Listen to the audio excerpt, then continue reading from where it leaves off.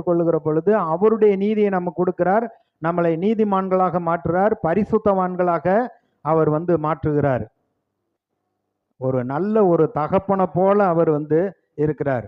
கோடான கோடி நல்லவர். அந்த இளையகுமாரன் வர்றப்ப அந்த தகப்பன் ரொம்ப நாளா காத்துக்கிட்டே இருக்கிறார். போனவன் என்னாச்சு, எங்க இருக்கான்னு தெரியலையே, போன சொத்தெல்லாம் போனாலும் போகட்டும், அவன் ஆள் வந்தா போதும்னு தான் அந்த தகப்பன் பார்த்துக்கிட்டே இருக்கிறார்.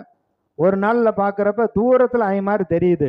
அவர் வாசல்ல உட்காந்துருந்தவர் தூரத்துல பார்த்தோன்னே நம்ம பையன்தான். ஆனா ட்ரெஸ் எல்லாம் பார்த்தாக்க ரொம்ப கேவலமா இருக்கு. பண்ணி மேய்க்கிறவன் நல்லா நீட்டாக ட்ரெஸ் பண்ணியிருப்பான். தான் மகன் ஒன்னே அந்த வஸ்திரத்தை பார்க்கல, அவன் ஆளை பார்க்க ஓடி போய் கட்டிப்பிடித்து முத்தமிட்டு அவனை கூட்டிகிட்டு போய் அவனுக்கு குளிக்க வச்சு நல்ல வஸ்திரத்தை போட்டு, கைக்கு மோதிரத்தை போட்டு, பாதரச்ச நல்ல செருப்பு போட்டு, அடுத்து பெரிய விருந்தே கொண்டாடினார்னு இருக்கு. மனிதன் பாவத்தினால பிரிக்கப்பட்டு தேவமகிமை அற்றவனா போயிட்டான். ஆனா இயேசு கிறிஸ்து மூலமாக மறுபடியும் தன்னோடு சேர்த்து கொண்டு நம்மளை அவரோடு கூட சிங்காசனத்துல உட்காரி வைக்கும்படியான வேலையை அவர் செய்கிறார். ஆனா ஆண்டவரை விட்டுட்டு தான் மனிதர்கள் போய் விடுகிறார்கள்.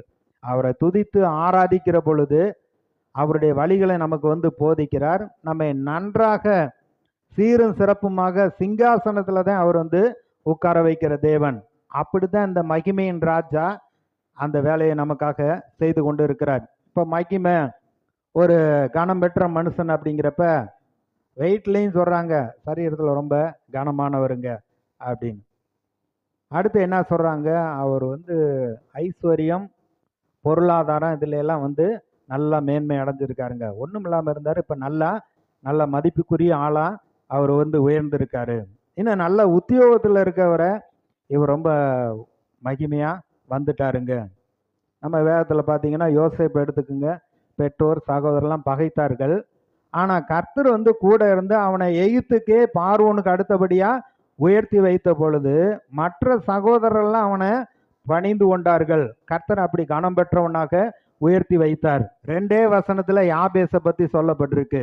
அவன் தாய் துக்கத்தோட நான் அவனை பெற்றேன் என்று யாபேஸ்னு பேர் வச்சுட்டான். யாபேஸ்னாவே துக்கம். அதுக்கப்புறம் பிள்ளைகள்லாம் பிறந்திருக்கு, மற்ற சகோதரர்லாம் இருக்கிறாங்க. ஆனா இவன் என்ன செய்யறான், இஸ்ரவேலின் தேவனை நோக்கி, தேவரீர் என்னை ஆசீர்வதித்து என் எல்லையை பெரிதாக்கி உம்முடைய கரம் என்னோடு இருந்து தீங்கு என்னை அணுகாதபடிக்கு விலக்கி காத்தருளும் என்று வேண்டிக் கொண்டான். தேவன் ஜெபத்திற்கு பதில் கொடுத்தார். மற்ற சகோதரரை பார்க்கிலும் கனம் பெற்றவனாய் இருந்தான்.